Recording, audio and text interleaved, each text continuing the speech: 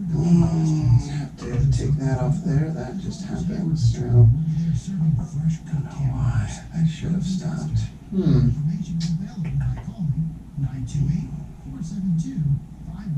won't do that now. I don't want to mess that up. Alright. On my phone, I left my phone. I had to take it up to our transmitter. It's kind of, I have a little workaround going to have us on the air right now because our router went, our jetpack went out. Last night? Yesterday sometime, yeah. And that was pretty crazy last night, all of the... I heard there were 90-mile-an-hour winds at the peak. Wow. According to Hospitality Wireless.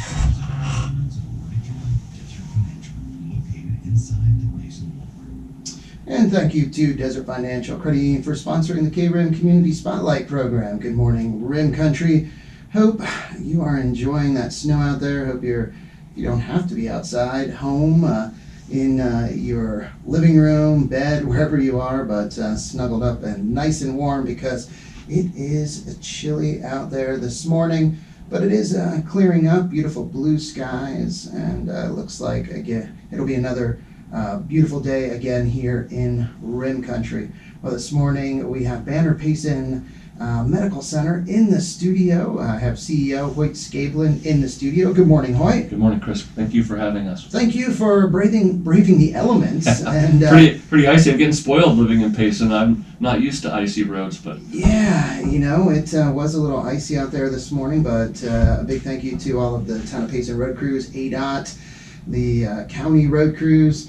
Doing a great job being out there early this morning when it was even colder. Yeah.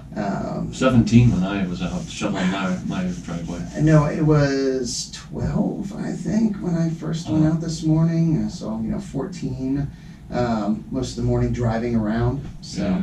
Well, and joining us on the telephone is Dr. Kukafka. And he is, what did you refer to him as? It was a great description. Oh, the sleep whisperer. Dr. Kukafka is a pioneer of sleep services in Banner Health and has been instrumental in helping us establish our sleep lab here in Payson and in other communities such as Page, Arizona, and in Worland, Wyoming. And we're grateful for him. He's considered a renowned expert in sleep, and we're excited to have him join us by phone today. Wow. So good morning, Dr. Kukafka. Thank you for joining us this morning. Good morning. Thank you for that wonderful introduction, Hoyt. You bet. And you are located in Colorado? I am. We've got about 3 inches and counting, coming some more, so. Hey, there you go. A little wetter here than you, I guess. Yeah, we had a few inches, I think, as well, up on the rim, though more, and Flagstaff. Flagstaff got a little more snow. We were in Flagstaff yesterday afternoon and drove down, and it was coming down good up in Flagstaff. We'll take the water. Probably Colorado and Arizona, we all need it, don't we? We certainly do. So, Dr. Kukafka, can you just share with us a little bit about yourself? Sure. I'm a board-certified physician. I've been practicing in Colorado since 1997, and I've been with Banner Health since 2012. I'm the current service line director for sleep services, and I'm actively seeing patients in the Colorado area as well as doing telemedicine for Wyoming and helping to support with my partner, Dr. Pana, up here, the services in Page and Payson. Wow. That is great. So what got you into this line or becoming a sleep doctor?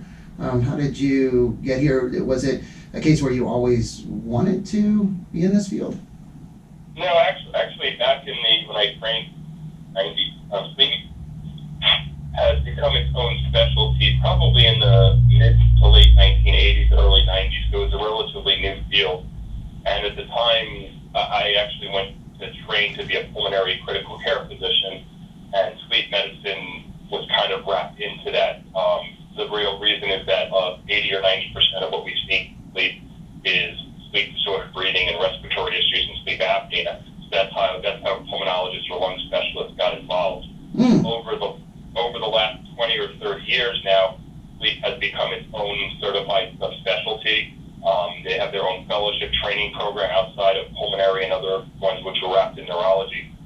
it's a growing field for people just to practice sleep.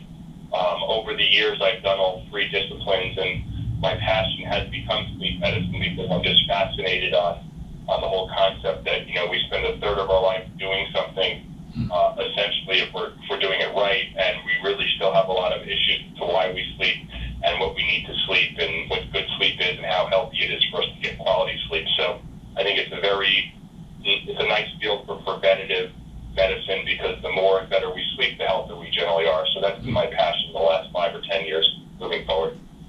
Wow, that's interesting to view it that way as preventative medicine. Yeah, and when he says that, I think we do spend 1/3 of our lives sleeping or trying to sleep. Mm-hmm. So that makes sense. I've not heard it said that way. Wow, so how long has this service, or Dr. Kukafka, his service, his expertise been available to Banner Payson Medical Center here in Payson? So we spent the majority of last year preparing and planning to go live in October. Mm-hmm. And so we took some unused space, some available space in our outpatient imaging department, which is located there off of East Main Street.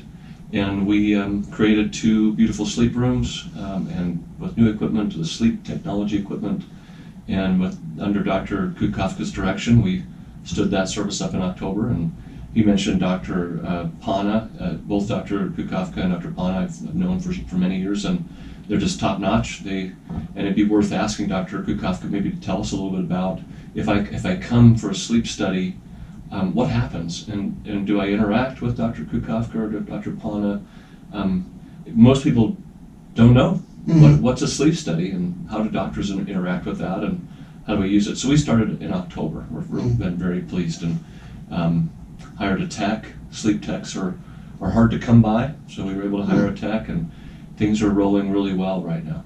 Oh, that's great. I guess if you could go into that a little bit, Dr. Kukafka, as far as what that looks like if somebody comes to you, what services or what you do, the tests.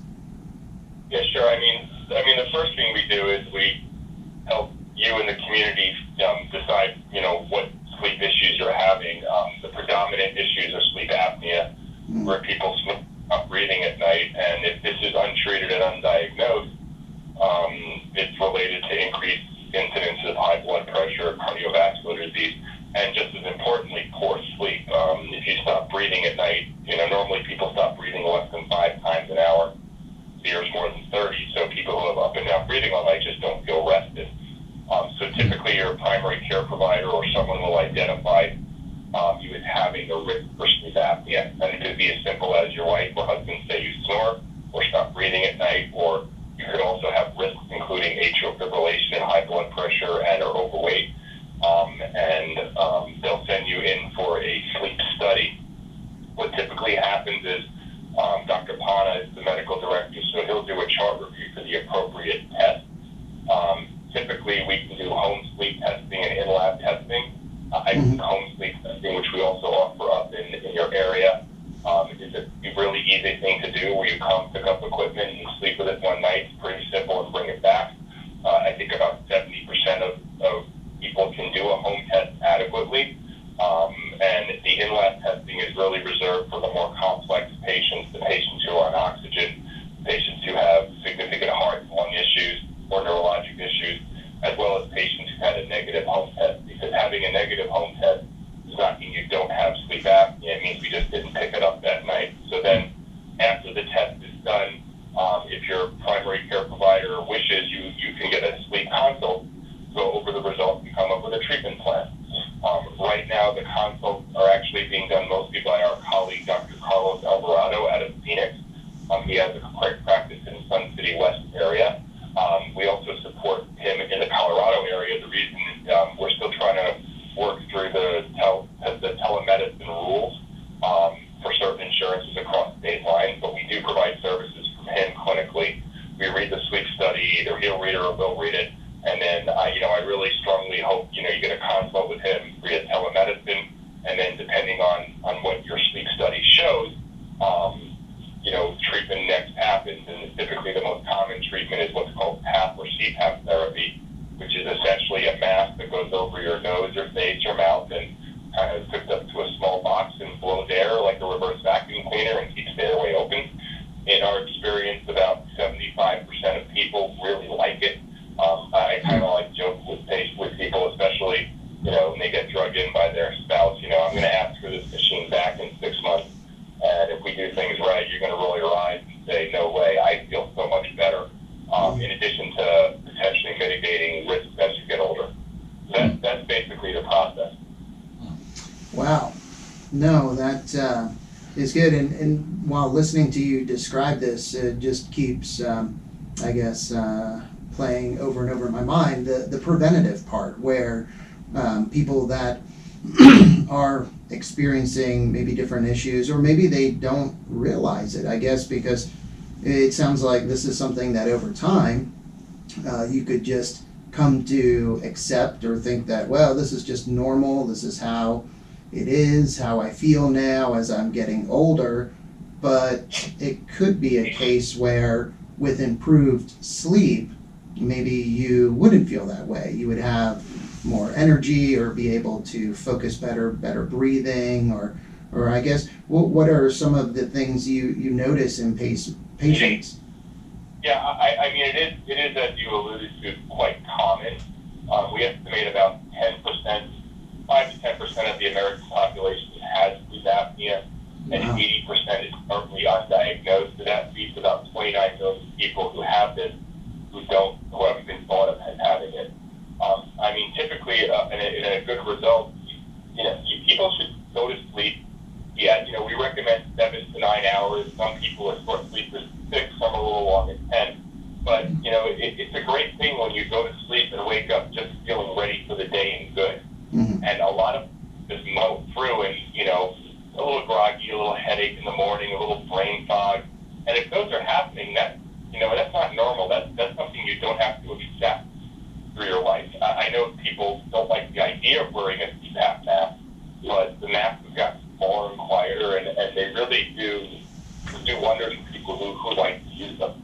So, I think that's kind of what my answer would be. And if you're not sleeping well for any reason, you just don't want to go to sleep, you dread it, you wake up groggy, you're tired during the day, you just have this fog or haze, think about, could you be snoring and sleeping at night? And it doesn't really necessarily apply to only big, heavy men. That's a misconception. Yes, there's a higher risk for big, heavy men, but, women are prone to it. In fact, after menopause, the rate of having sleep apnea in women is equal to men. And then there are a lot of thin people who have crowded back of their airways that have a risk for this as well. So it's not just, delegated to the big heavy truck driver that we all think about. It's interesting. My brother is on CPAP, and his wife loves it because she would rather hear the quiet hum of the CPAP box than my brother snoring. And so he was a prolific snorer, and then with sleep apnea as well. So you can have 2 good nights sleep. Yeah, I mean, I joke around. I commonly see spouses who are no longer sleeping together. Yeah. And I say there's no guarantee, but I get about half of the spouses back in the same bedroom if it's successfully treated. Wow. So, that's interesting. Yeah, goodness. That's, I wonder how many people that applies to. Yeah. You think of when he says 5%, 5 to 10%, and then 80% of those undiagnosed. Mm-hmm. That's 1 out of 10 essentially. Someone's not getting a good night's sleep, and it might be treatable. Another thing, when you mentioned 10 hours of sleep, I thought, what is that? 10 hours of sleep? It's a range. I mean, wow. It's actually, things have gone really well. Back in the 90s and the 2000s, everybody thought, my goodness, crunch, sleep is a waste of time.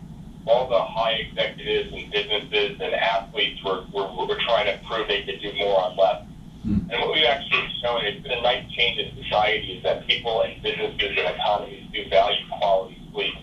So we do recommend about 8 hours, 7 to 9 hours a night for the average adult. Again, there is a bell curve range, so some people are short sleepers and get away with it, but 7 to 9 hours is about what you should get. And now people are realizing it's not a waste of time. It's actually very important. When our brain recharges, we can watch out toxins in our brain that help us be sharper and develop more memories and also learn more things the more we sleep. Yeah, So I've heard Dr. Kukafka, I've been told, I think it was a physician that told me, but I know that I'd be curious of your opinion. He said that there's certain cells in the body that only heal during REM sleep or something like that, and that the sleep's absolutely essential for those reasons. Yeah. And also that we burn calories.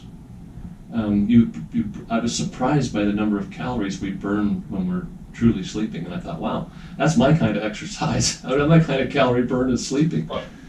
Yeah, I'm not sure about there are several things about the calorie burn, but, it's still a fascinating area. I mean, we have a pretty good idea how the heart works. We have a pretty good idea how the lungs work and how the kidneys work. But, I have to say there's a lot of questions on why we sleep. We know that if we don't do it, we die, right? If people have these very bizarre diseases where they lose the ability to sleep and they die within 2 years. Wow. Very rare. But we know that if you don't sleep, you die. And that's the bottom line. We think that there's a lot of washing out and cleansing of cells, either during deep and REM and dream sleep. As far as the weight and calories are concerned, we know that poor sleep promotes certain hormones in your body that want you to kind of munch. So if you think about in college or in high school and pulling all-nighters, right, what's the thing you wanted to do in the morning? I wanted a donut, potato chips. Right? Crave these quick energy satisfying foods. So the less sleep you get, less quality sleep you get, you tend to want these things more, and then you tend to get heavier. I see. Thank you.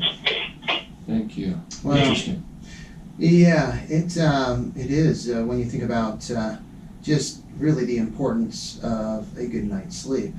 The saying, good night's sleep, and it's funny how so many of the kind of old sayings that there's scientific data or the medical medical world supports it exactly. Fascinating. I think about raising kids, and we could tell when one of our younger children, it was time for their nap. It became disagreeable, and I've found that when I get on edge, if I'm fatigued, boy, it's a 10-minute nap for me. It changes my whole attitude. So there's power in it. Sorry, Dr. Kukafka, go ahead. No, actually, so that's an excellent question about a power nap and during the day. So technically, if we're sleeping well, we don't need a nap. Wow. Children are different. So if you do, quote, need a nap, then you can think about, okay, either you're not getting enough sleep or you're not getting quality sleep. Now, that said, naps are not necessarily bad, and actually that 10-minute power nap is exactly appropriate. 10 or 15 minutes, what happens is, we usually think about it in the early afternoon, and it's not really related to after eating. So the reason people have said, okay, well, after lunch, the food makes me sleepy, it's not. It's because you have what's called the circadian clock in your body that times light and time rhythms in your body, and there's a natural dip in energy and a tendency to sleep in the mid to early afternoon. So essentially, when you take a 10-minute nap, you are able to push that need to sleep out, even if you're sleeping adequately. Some people are a little bit more sensitive. I mean, think about the culture in Latin America where they do a siesta, right? Yeah. I mean, the siesta is mid to late afternoon, where it's a quiet time, and then they're up for the night, so they're able to go to sleep a little bit later. But yes, but that 10-minute nap is great. When it gets problem and worrisome is if you're napping a half an hour to 2 hours, then you get dream and REM sleep, and then you push your ability to fall asleep at an appropriate time later. Thank you. That's fascinating. You're doing it exactly appropriately, right? Your 10-minute power nap, all good. I don't get them very often, but sometimes on a Sunday, that's when I do that, and I feel refreshed. And I guess that's why in those instances where you do take that longer afternoon nap, and it is an hour and a half, but you wake up and you're groggy, you kind of don't feel good, so you've entered into that REM sleep, Oh. and to get out of it it seems like it's harder. It doesn't energize you or refresh you, but Yeah. boy, yeah, it doesn't feel good. That is very well said. Exactly right. Wow. How interesting. So, just going back real quick, how you said that when you first got into this field that really all of the doctors had that pulmonary background. They were pulmonary doctors. That probably played just a big part in, I guess, having a better understanding of the sleep field. Yeah, I mean, it played a better part and a not so better part, because when we talk about sleep, it's not just all about breathing and sleep apnea. I mean, that's the big, most common diagnosis. So for a pulmonary, doctor, which is lung-based, we learn sleep, but there's a lot of neuropathologic issues. We also treat restless leg syndrome, which is that jittery feeling, like you can't move and your legs feel itchy or antsy and stuff. That's related to dopamine in the brain. Insomnia is the other thing, where you have an ability where you really feel like you can't get quality sleep, where you can't fall asleep or stay asleep. That's actually probably almost as common as sleep apnea, or pretty close to it. So those are things that, as a pulmonologist, it's extra training to do that, which is why now sleep medicine is its own field, because it does encompass all of those areas. So it typically used to be pulmonary and neurology because of the neurologic issues and the respiratory issues. Now it's its own field, which I think is very important. We have our own sleep society and our own sleep meetings and our own sleep boards. Fascinating. Dr. Kukafka was with me before I came to Payson. I was in northern Colorado at North Colorado Medical Center, and that was where Banner's first COVID patients surfaced back in March of 2020. And so Dr. Kukafka got called up to the critical care, intensive care unit, and he and Dr. Pana began to rely on that training. And Dr. Kukafka, I was curious, now that we've been with COVID for the last couple of years, are you seeing any long COVID connection to sleep issues or anything like that? I mean, the data shows that about 50 to 80% of people who have COVID have some short-term sleep issues, whether it's trouble falling asleep, feeling they don't get great sleep. And with long COVID, about 20 or 30% we think patients do have long-term sleep issues. There's not a higher relation to sleep apnea that we see, but there is more a feeling of disrupted sleep. There's more fragmentation of sleep. We don't quite know why or what to do with it at this point, but we're collecting the data, and that's what it looks like. So, there's a whole bunch of things, that affect your energy level and tiredness that are on top of sleep, but we're still trying to figure that out, is the bottom line. I see. So if someone did have, they were that 5 to 10% who were struggling with sleep apnea but undiagnosed, and then they have COVID and long COVID, it may be particularly beneficial to have their sleep apnea addressed. Exactly. Absolutely. Okay. Well, again, if people are just tuning in or just watching us on our KRIM FM Facebook page, talking with Dr. Kukafka, and he is the doctor in charge of the comprehensive sleep service provided by Banner Payson Medical Center. So there's probably people out there that were not aware that you provided this service. Yeah, it's been pretty new, and we've even we're promoting within the medical community, physicians and providers, and one of the physicians had asked for some help making sure that he understood the process so he could describe to the patient, when I refer you, here's what's going to happen. And so we're still in the early stages, whether we October, November, December, January. So we're 4 months in, and so we're going to be working with your provider, your physicians, your primary care providers, to make sure that they're top of mind, and they know they have our forms, and they know how to order sleep consults and sleep studies, home studies, and in-lab studies.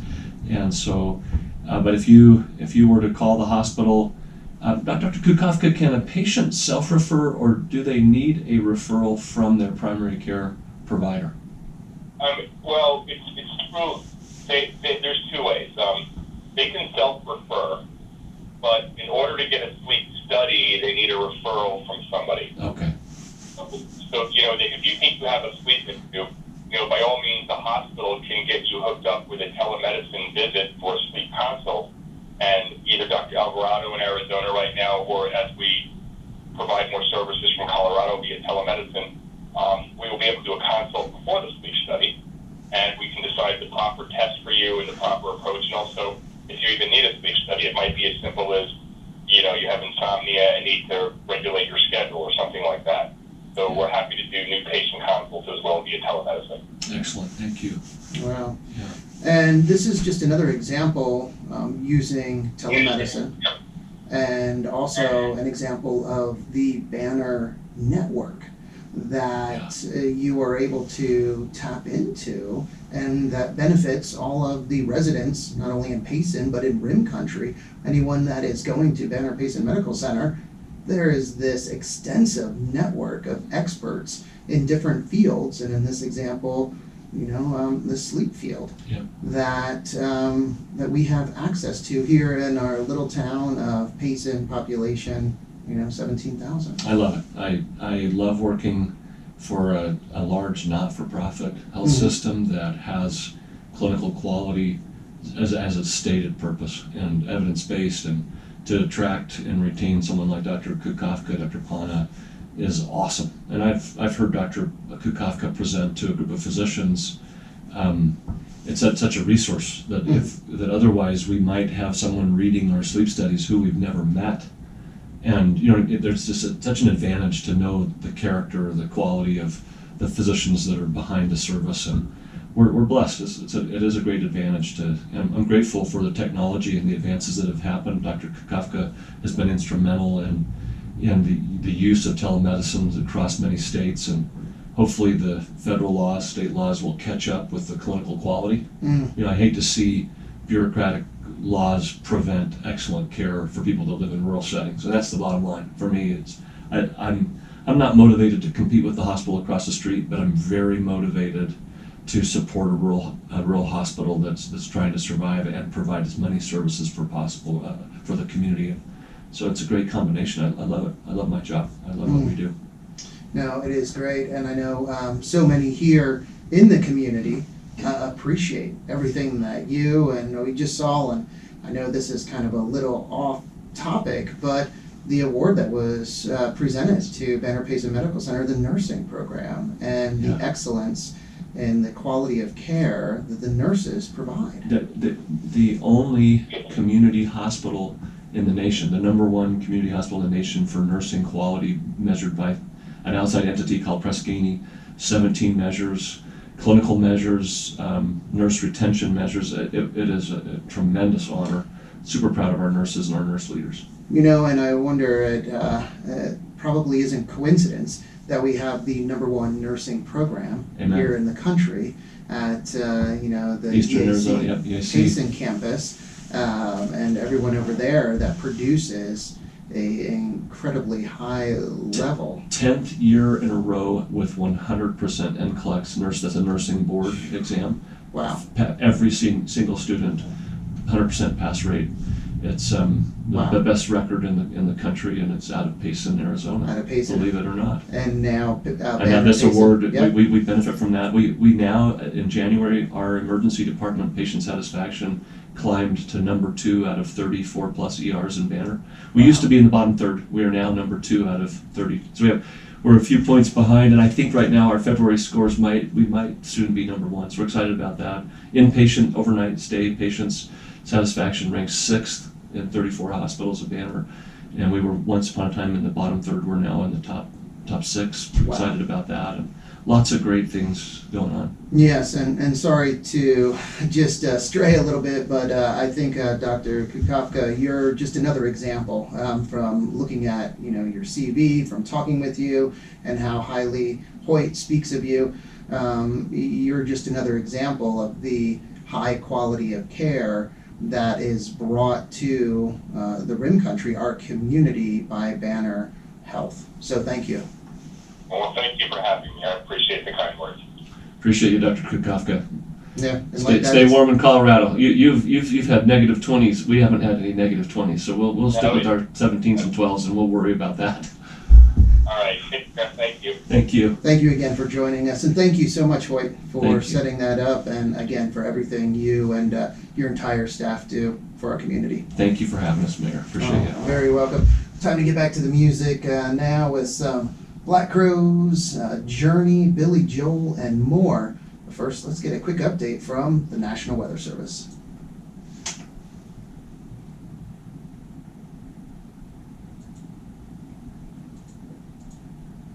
KRIM with a forecast for Payson. KRIM with a forecast for Payson. Surrounding. You're so ingenious on how you set these things up.